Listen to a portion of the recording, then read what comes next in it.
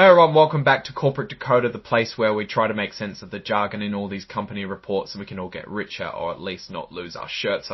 And if you appreciate getting straight insights like this, make sure you join our Discord community, link down below in the description, because we have some serious financial minds in there helping each other out. And if you want more of these deep dives, make sure you subscribe because it really helps us out.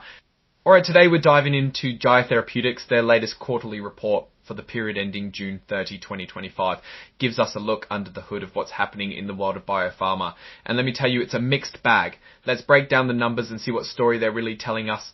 First off, we're looking at their balance sheet as of June 30, 2025, compared to the end of last year, December 31, 2024. What jumps out immediately is the cash position. Gyre's cash and cash equivalents have shot up from about 11.8 million to a hefty 36.5 million. That's a massive increase, likely thanks to recent fundraising activities we'll get to later. Their short-term bank deposits also saw a good bump from 14.9 million to nearly 17.9 million. That's a decent chunk of change, keeping things liquid and safe. Now, this is interesting. Their intangible assets have soared from just 273,000 to almost 5 million.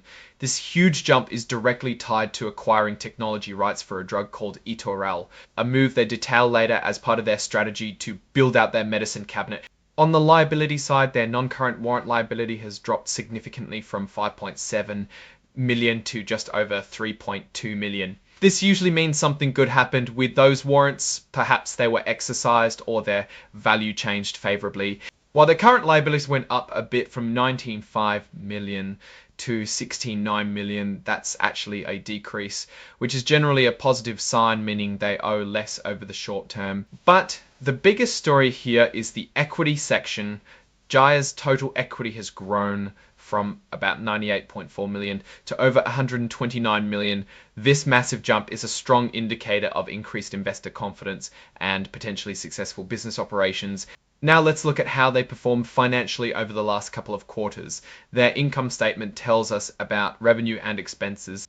Revenues for the 3 months ending June 30, 2025 were 26.8 million compared to 25.2 million in the same period last year.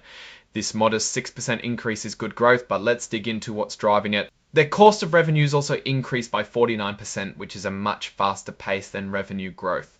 That's something to watch as it eats into their profits. General and administrative expenses have jumped a huge 41%. This is a substantial increase, suggesting more spending on things like management and legal costs. All this led to a drop in income from operations. They made 2.2 million this quarter compared to 3.2 million a year ago. That's a 32% decrease, reflecting those higher costs. Now, the change in fair value of their warrant liability is a bit of a roller coaster. It dropped from 2.9 million to only 212,000. This big decrease in favorable change negatively impacted their overall income. From the bottom line for common stockholders is quite a hit. They reported just 442,000 in net income compared to 3.5 million last year. That's an 87% drop. Wow, that might look bad, but remember, the warrant liability changes can skew these numbers significantly. Let's check the longer 6-month trend. For the first half of the year, revenues were 48.8 million, down 7% from 52.4 million last year. This decline is due to lower sales of their main product, ETU-Wary, which they attribute to a one-time marketing campaign in the prior year and increased competition. However, their research and development expenses are up 18%. This means they are investing more in developing new drugs, which can be a good sign for future growth. General and administrative expenses are up a massive 43% for the 6-month period. This is a really significant increase and is a major reason for the lower profitability. Income before taxes took a massive hit, down 63% for the 6 months. This is mainly due to lower revenues and those soaring G&A costs combined with a less favorable change in their warrant liability. And for stockholders, the net income attributable to them fell from 11.1 million to 3.1 million. That's a 72% drop. We need to keep an eye on those rising administrative costs. Looking at the equity side of things, it's a more positive picture. Their total equity grew significantly, driven by new stock issuances. They completed a major underwritten public offering in May 2025, raising $23 million. This is a huge vote of confidence from investors and definitely boosted their cash reserves and equity.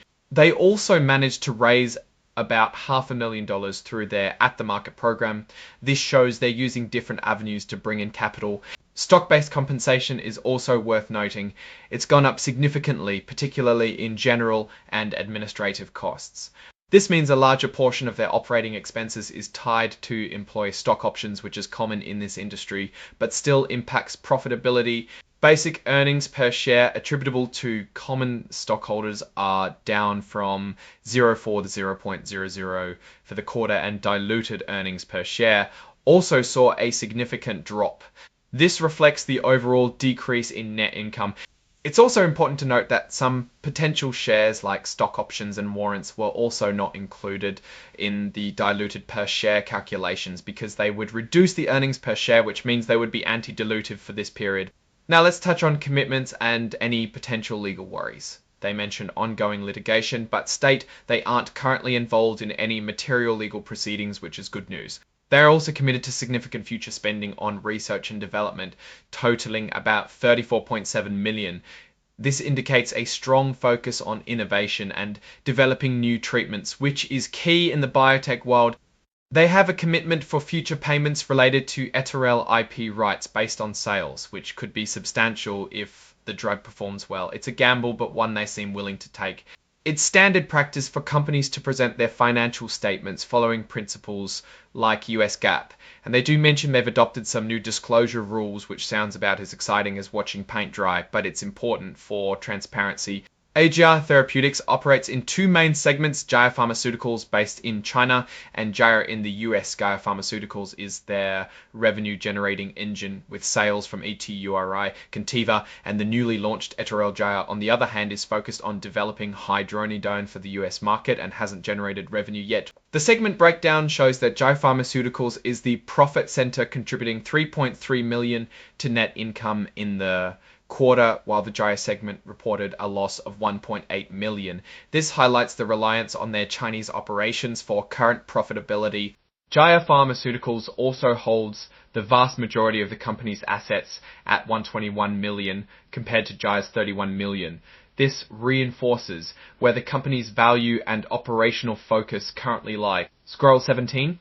Subsequent adventure. Something important happened after the reporting period. Their indirect interest in Gyre Pharmaceuticals increased to 69.7% after a capital contribution. This usually means more control and potentially more consolidated results in the future. So what's the big picture here? Gyre Therapeutics is navigating a typical biotech landscape of high investment and strategic expansion. They've secured crucial funding through an offering, which is a major strength, and they're launching new products, which you hope translates to future growth.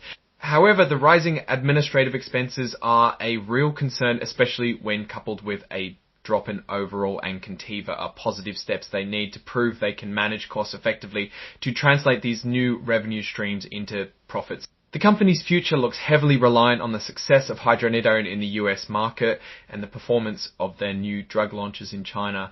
The massive increase in R&D spending suggests they are betting big on their pipeline, which is essential for long-term growth, but also carries significant risk. Overall, Gyre appears to be in a transitional phase, focused on expansion, which often comes with short-term pain in terms of profitability.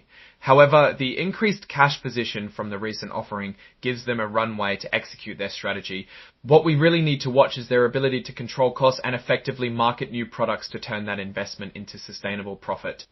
Alright, that's our deep dive into Gyre Therapeutics' latest filing. What's your take on these numbers and what they signal for the company's future? Drop your thoughts in the comments. If this analysis was valuable, hitting that like button really helps, and subscribe for more deep dives into the financial world. And don't forget to check out the Discord linked in the description for more insights and discussions. Thanks for watching. See you next time.